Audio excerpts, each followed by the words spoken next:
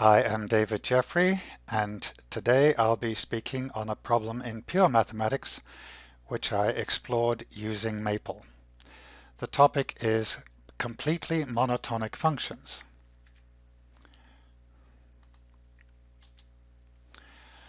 A completely monotonic function is one which is monotonic. Most students of calculus have come across the term monotonic. That is a function which is always increasing or always decreasing on a particular interval. When we add the word completely in front of it, we require that monotonicity property to apply not only to the function itself, but to all of its derivatives. And we require all derivatives to exist as well.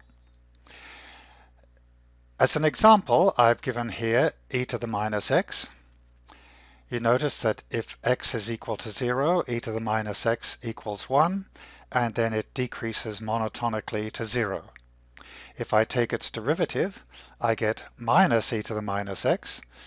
When x equals 0, it's now equal to minus 1, and the function will now increase monotonically to 0. When I take another derivative, so I'm at a second derivative, again I'm back to e to the minus x, so it will decrease monotonically from 1 to 0.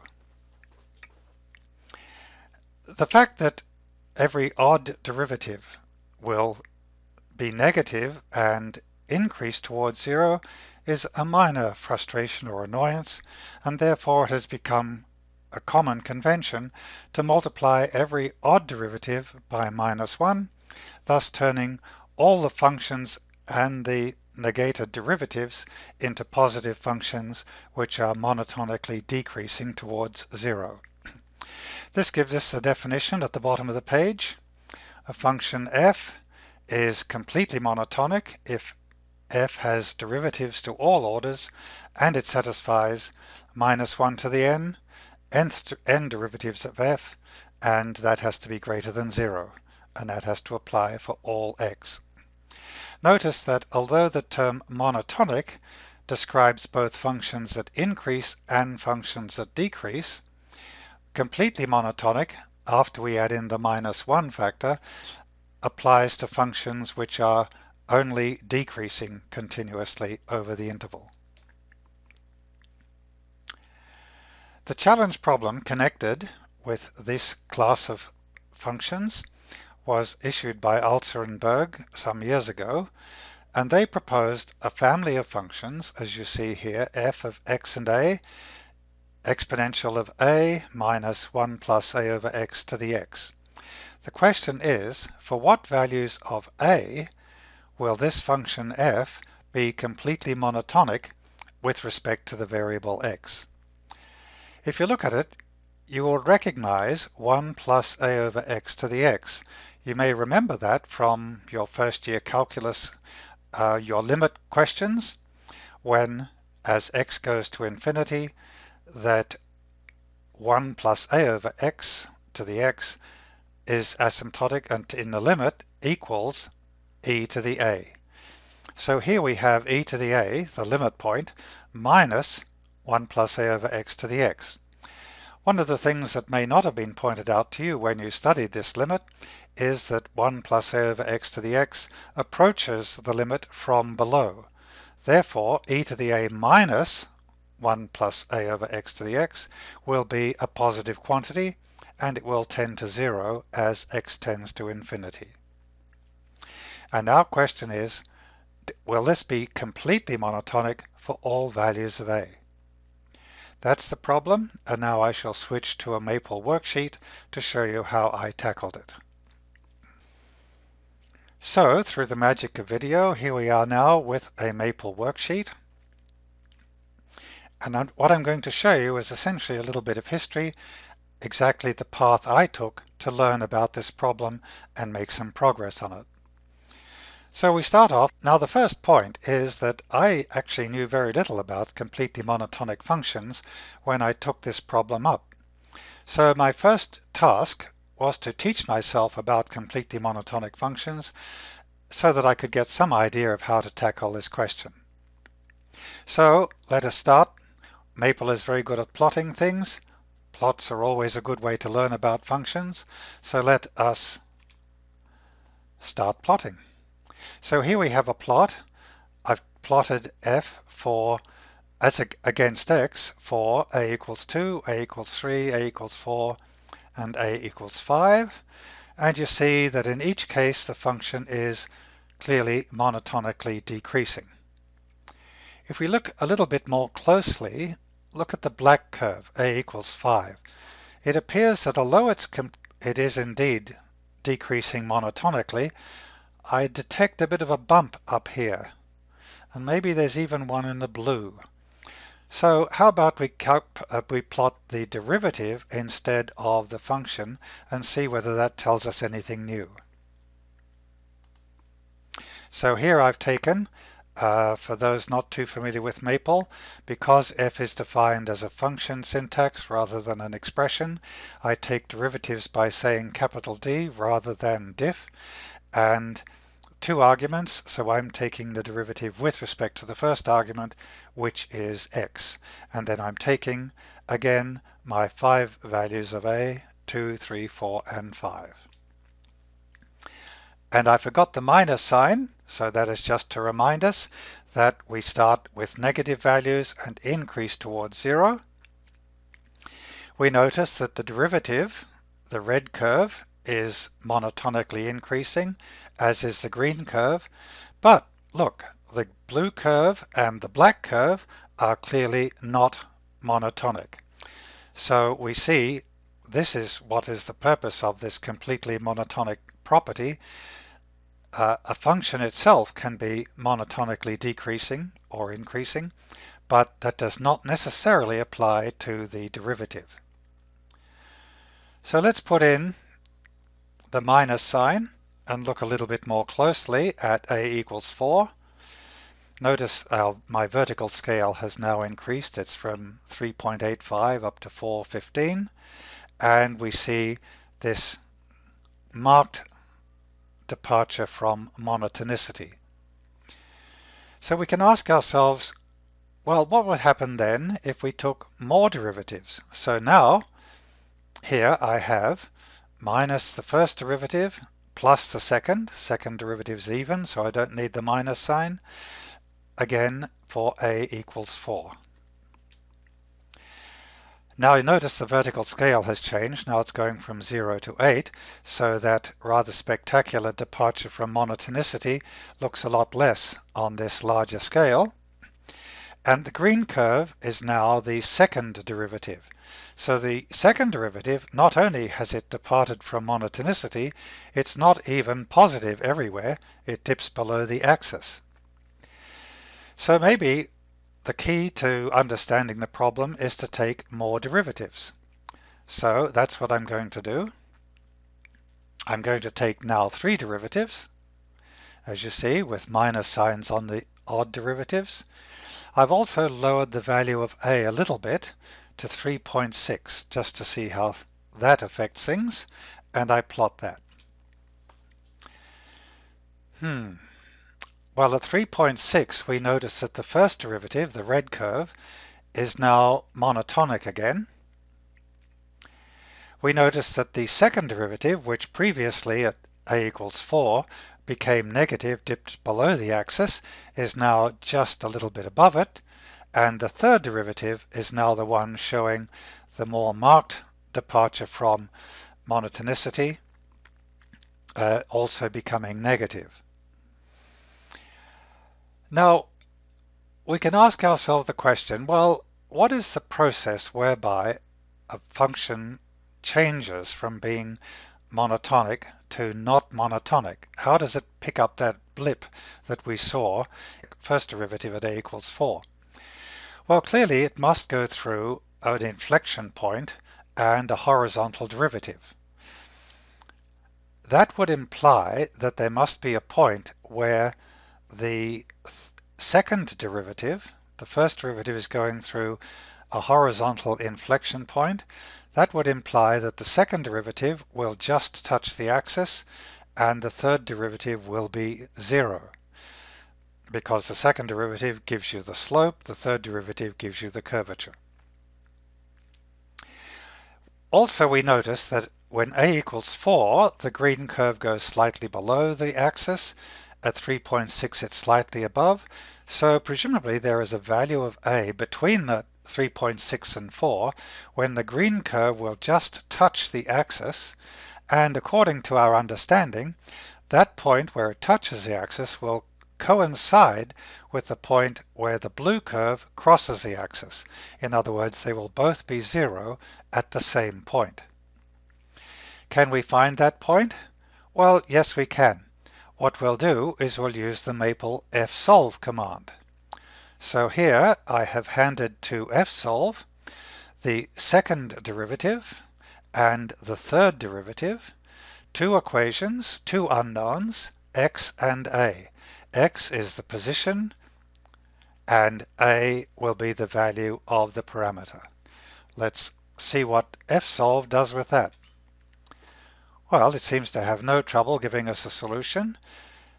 The critical value is, as we guessed, slightly between 3.6 and 4, 3.6912, and x is 0.487, which again is very close to what we see above it. So let us take that value of a, put it into our functions. I see a typographical error there, which I failed to correct. I shall save it for next time. And let's see what we get. So here is our graph, and as you see, the green curve touches the axis, the blue curve crosses the axis at exactly the same point, and if we look up here, perhaps with a little bit of imagination, we can see a horizontal inflection point as we expected. So now we have a way of finding the critical point and the critical value of a in which the first derivative changes from being a monotonic function to being a non-monotonic function. The obvious question is, how will this change when we try the same procedure with higher derivatives? So let's do that. I'm now going to calculate a third derivative and a fourth derivative. Don't be distracted by this printout at the moment. Let's just look here. d3f is obviously my notation for a third derivative of f. There it is with the minus sign. And here is the fourth derivative of f. I've printed out the fourth derivative just to remind us that as we take more derivatives, we have to expect the expression describing that derivative will become longer and longer. So we must bear in the back of our mind that as we explore these derivatives of f, we're going to have to keep an eye on our memory usage to make certain we are not going to exhaust Maple's memory. So now that I have the third and fourth derivatives, I can use that to find the critical point of the second derivative. So I've called that ax2. A is the critical a value, x is the position of the critical point, and 2 is the second derivative. So I'm going to fsolve that.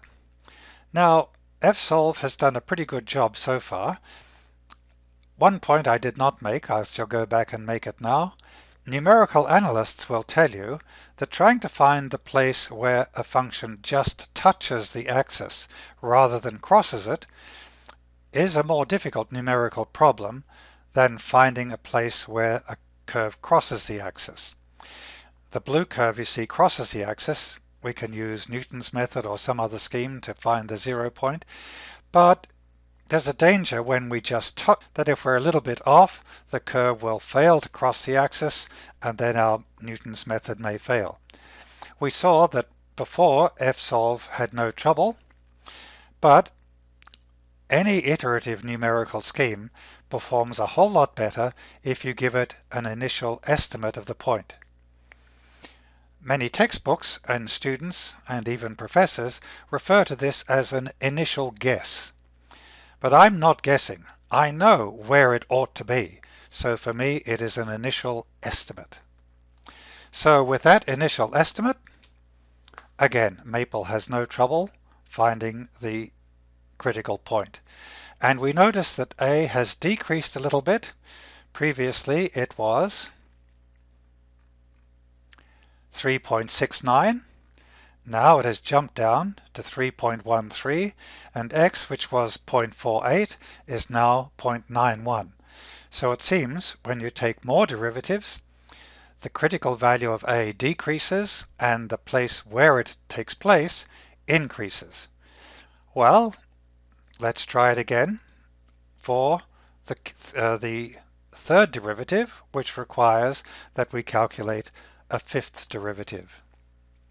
So now we're going to look for the zeros of the fourth and fifth derivatives to find out the critical value of the third derivative when it becomes non-monotonic. 2.9. So A is continuing to go down and x is continuing to go up. Let's just plot that to make certain we're still on track and we know what we're doing. And here we have it. The black curve is now the third derivative, red curve is the fourth derivative, and the green is the fifth derivative. We notice two other things. Firstly, all of the curves have shifted towards the right. So clearly this is also a trend. As we take more derivatives, we've got to expect that the critical value of x will increase. All the curves will move to the right. You can also notice that our original plots went from 0 to 8. Here we're going from 0 to 0.5. So the functions are getting smaller and smaller as we increase the number of derivatives. So I just said, okay, so let's keep going.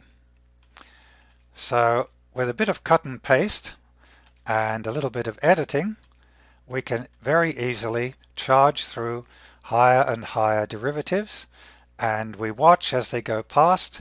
A keeps getting less, x keeps getting larger, so it seems our understanding of the situation is on track. We notice that the value of A is decreasing at a slower rate than it was before. We also notice that the calculation is taking longer as the derivatives get larger and the numerical problem becomes a bit more taxing for eval f. Of course, it also takes longer simply to evaluate the function at each point as the functions get longer. So there I've calculated my way all the way to 30 derivatives of the function f, which of course required 32 derivatives to find the critical point of the 30th derivative. At this point, it occurred to me that I ought to check on the numerical procedure itself, how much is the rounding error going to vitiate my results. So that's not a great problem for me. It seems to be a problem for me to spell the word ability, but other than that, I can just save that for next time. I use Maple's ability to work with more precision. So all I have to do is say digits equals 20. Here I've got 10 digits, now I've got 20 digits, and now I can repeat the same calculation at the higher working precision. So the good news is, look, 9033, 90359 rounds up to 6. So we were correct up to 903. So even with 30 derivatives, we've only lost 3 digits out of 10. So we've got 7 correct, and the same with x. So it seems that fsolve is relatively stable in evaluating the functions and solving the mathematical problem, which is good. So we've done a lot of numerical calculation. So now is a good time to stop computing and start thinking. It's a fairly well-known fact, at least with me, that computing can easily take over thinking, drive it completely out of your brain. It's so much fun just to cut and paste and press enter that we can easily stop thinking. So how about we actually try to do some analysis of how A is changing with the number of derivatives? Well, that's easy enough. Here I extract from those saved results all of the sequence of values of critical A's, and I'll plot them. So this shows me what I had already observed informally, that the critical value of A, in which the derivative changes from monotonic to non-monotonic, is progressively decreasing as the number of derivatives increase. And also we see that the rate of decrease is going down. What we need to get the critical completely monotonic value for A is an infinite number of derivatives. So we've got to 30 for the critical value of A. Well, I can't plot out to infinity, but what I can do is, instead of plotting against the number of derivatives, I'll plot against 1 over the number of derivatives. This straight line is crying out to be fitted to with another straight line, approximate straight line.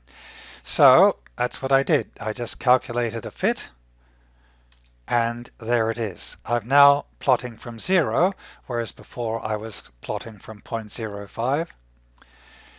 So we see the red curve is the curve we have just been calculating, and it is coming in. The blue curve is my fit. I fitted the blue curve to this section of the red line. You can see the red line, if you look carefully, stops here. That's at just below 0.05 where we plotted before. And here I have plotted all the way to 0. So we see my extrapolation intersects the curve here at about 2.3. Up here I have the value of the fit. A fit is 2.3026, pretty close to 2.303. So I can ask the question, how many derivatives will it take until I get down to 2.303 according to this extrapolation? And it's unlikely, even with Maple's power and modern laptops with their gigabytes of memory, that I'll be able to get to 5,000 just by this simple-minded approach. However, we do have one good help here, which is if it really is going to be a linear extrapolation, when we do our search for the critical point with the pair of equations and the searching the roots numerically, I will be able to start with a good estimate, not a guess, but a good estimate, and that will at least give us a fighting chance to actually solve the problem numerically. That's the value of A. What about the critical point X, where this change takes place? Well, look, another straight line. Again, these two straight lines rather surprised me, pleasantly surprised me, when I observed them myself. Here along the horizontal axis, we have the number of derivatives, and here you see the point at which the critical behavior takes place. Again, seems to match up to a straight line. So that's the end of my Maple explorations, and now I shall go back and tell you the end of the story. This table shows n is the number of derivatives, AC is the critical value of A at which that derivative changes from monotonic to non-monotonic. The scheme which I used to calculate 1,000, 2,000, up to, you see, the last entry is 100,000 derivatives, is described in the paper. I'm not going to try to describe it in this short talk. Let's look at how AC behaves. So you can see it is decreasing rather slowly and appears to be converging. So with extrapolation, A infinity was this 10-digit number here. And with that number of digits, I can now ask various systems, do you recognize this? Maple itself has the identify command, and online there are things such as the Plouffe inverter. Neither system could identify this number with anything previously known. A generalization of the problem, just a quick word about the future. Alter and Berg posed a more general problem. You see e to the a minus 1 plus a over x to the x minus b. So they have added a second parameter to the problem, A and B, and with my students we are at the moment extending our numerical investigation. With that, thank you very much.